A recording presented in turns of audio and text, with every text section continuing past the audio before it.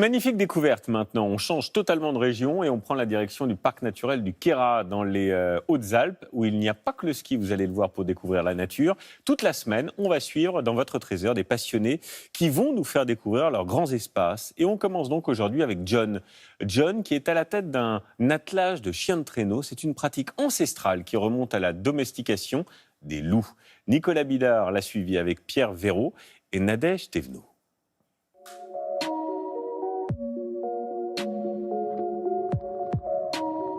Au pied des cimes des Hautes-Alpes, dans les grands espaces qu'offrent les montagnes du Queyras, c'est un village recouvert de son manteau hivernal. Un terrain de jeu idéal pour ses attelages.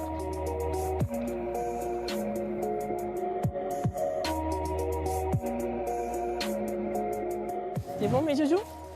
Alors, est-ce qu'il faut encore de l'eau? Là, c'est bon. John Perolaz est musher professionnel, c'est-à-dire meneur de chiens de traîneau. Alors, on descend, on descend.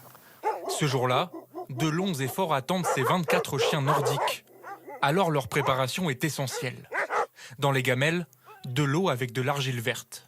C'est au cas où ils mangeraient de la neige déjà qui pourrait avoir du sel par accident. Et en plus, l'alimentation qu'on donne, elle va bien quand il fait très froid, mais quand il fait pas assez froid, ça peut un petit peu engorger leur foie. Celui qui se rêvait footballeur est tombé amoureux des chiens il y a 20 ans, en commençant le métier. C'est fini les temps des câlins. Il va falloir travailler. On n'a pas une sur-autorité sur eux, parce qu'en fait, finalement, plus ça va, plus je me rends compte qu'en fait, ils font parce qu'ils ont envie de faire pour nous. Donc en fait, c'est un vrai leadership où en fait, ils font parce qu'ils nous respectent, parce qu'ils ont envie de nous faire plaisir. Allez mes zouzous, on va au briefing. Le briefing des visiteurs de la première tournée, pour conduire le traîneau en toute sécurité. Donc la règle d'or quand on conduit un traîneau, c'est de garder toujours la corde tendue. Donc en fait, l'important, c'est d'aligner les épaules, le bassin et les pieds. Donc virage à droite, je vous ferai signe comme ça, on se mettra là. Virage à gauche, on va équilibrer son traîneau de l'autre côté pour pas qu'il se renverse, pour tourner de l'autre côté. D'accord? L'important, voilà, c'est de se faire confiance et faire confiance à ses chiens. Parce que c'est eux qui vont vous guider tout à l'heure. Mais se faire guider par ses chiens, cela se mérite. D'abord les apprivoiser, pour ensuite leur fixer le harnais. Allez Zouzou, on y va. John, lui, répartit les chiens dans un ordre bien précis, pour ne rien laisser au hasard. Devant, c'est les chiens de tête qui vont bien écouter. Au milieu, c'est le moteur. Et derrière, c'est les tracteurs. Ceux qui vont tirer très très fort. Voilà, doucement, doucement. Bientôt l'heure du départ. Les chiens s'impatientent, tout comme les apprentis mushers. Je lui fais une surprise pour Noël, on va faire du traîneau. Il l'a appris hier soir pour aujourd'hui. Et donc, c'est une bonne surprise? Ouais, ça va. Il avait un peu peur ce matin. Il n'avait pas très envie d'y aller. Je suis en deuxième position, donc je vais arriver à suivre les informations du guide. Enfin, j'espère. Ok. Tip, tip, tip.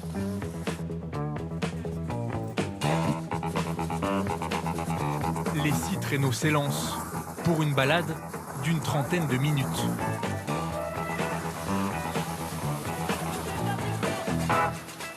Quelques bosses, quelques virages, à une allure toutefois convenable pour admirer le paysage.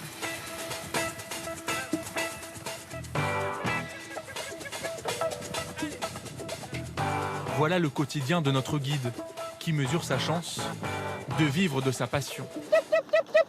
C'est compliqué de trouver des métiers qui nous permettent de vivre dans ces environnements-là, dans cette montagne. Et c'est encore une fois grâce aux chiens que je suis ici. Sans cette passion, je pense qu'on peut plus continuer à être musher si on n'a plus la passion des chiens, plus l'amour des chiens. Un peu calmés, nos chiens sportifs ont encore 3 balades dans la journée. Cette excursion qui coûte entre 30 et 45 € a conquis cette famille venue de Toulon.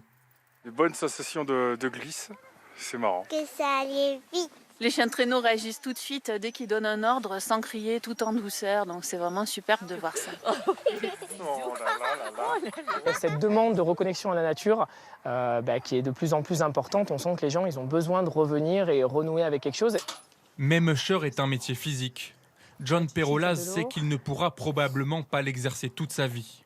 Si un jour il doit changer de profession, les animaux ne seront jamais bien loin. Dans quelques années, je m'orienterai peut-être vers de la thérapie, de la zoothérapie avec des animaux, justement faire passer ce contact avec les chiens, apprivoiser ses peurs. C'est mon karma, je dirais, c'est de faire quelque chose avec les animaux et justement de relier grâce aux animaux un peu l'homme à la terre et à ses racines.